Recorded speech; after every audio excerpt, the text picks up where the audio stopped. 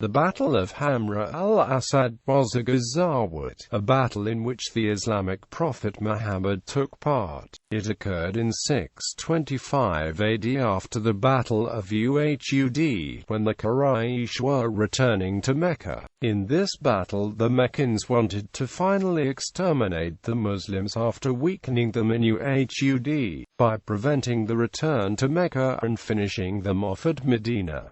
Muhammad successfully prevented this.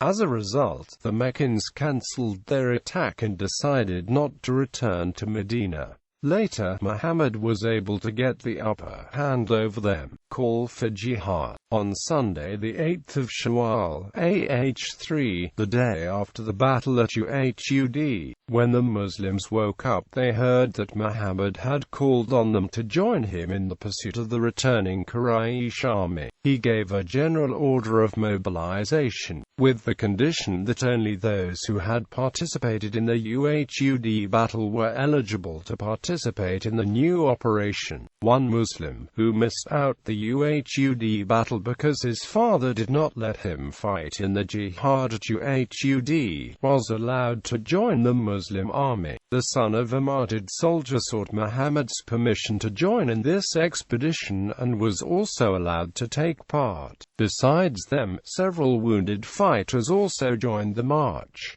Gathering intelligence. A little before Muhammad set out in the pursuit of the departing Meccan army, he sent 3 spies, all belonging to Banu Aslam, to track the departing Meccan army.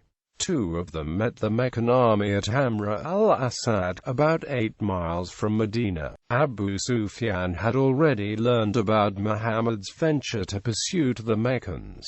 The 2 spies heard the discussion among the Quraysh, whether they should go back and finish off the Muslims once and for all, or to continue their journey to Mecca. This happened a day before the Meccans arrived at Hamra al-Assad. Prior to the departure from Hamra al-Assad, the Quraysh spotted the 2 Muslim spies and caught and killed them, leaving the corpses on the road.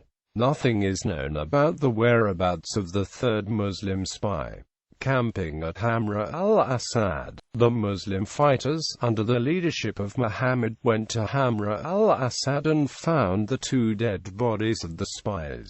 Once Muhammad learned that the Quraysh were not there to attack him further, he decided to spend 3 nights, or 5, according to Ibn Sa'd, until Wednesday, before returning to Medina. While at Hamra al-Assad, Muhammad made an agreement with Mabad al-Khuzar at Tihama, in which Mabad pledged not to conceal anything from him. Mabad was then sent to Mecca to spread false information. In Mecca, Mabad met with Abu Sufyan and spread disinformation that Muhammad had gathered a great force to fight Abu Sufyan. Abu Sufyan and his companions were planning a massive and decisive attack on Medina to finish off the Muslims once and for all. Hearing Mabad's talk of the great military strength of Muhammad, Abu Sufyan retreated from his plan of an immediate attack on the Muslims. In this fashion, Muhammad successfully managed to prevent the massive onslaught the Meccans were planning, capturing and beheading Quraysh soldiers. After staying at Hamra al-Assad for 3 days, Muhammad returned to Medina. He captured Abu Azar al-Jumahi as prisoner. Abu Azar had previously been one of the prisoners of Badr. Abu Azar Amr bin Abd Allah al-Jumahi had been treated kindly by Muhammad after the Battle of Badr. Being a poor man with daughters, he had no means to pay ransom. He was released after Battle of Badr on the condition that he would not take up arms against Muslims again. But he had broken his promise and participated in Battle of Uhud.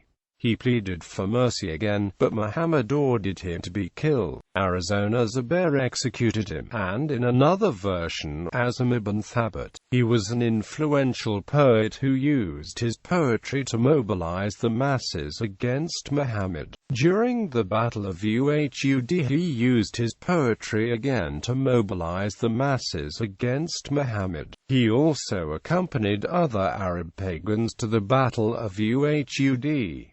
He was captured again and stated, "O Muhammad, let me free. I was forced to come." A Meccan spy, Muawiyah bin al-Mughira, the cousin of Uthman ibn Affan, had been captured after Uhud. Uthman gave him shelter. He was given a grace period of 3 days and arranged a camel and provisions for his return journey to Mecca. Uthman departed with Muhammad for Hamra al-Assad, and Muawiyah overstayed his grace. Though he fled by the time the army returned, Muhammad ordered his pursuit and execution. The orders were carried out.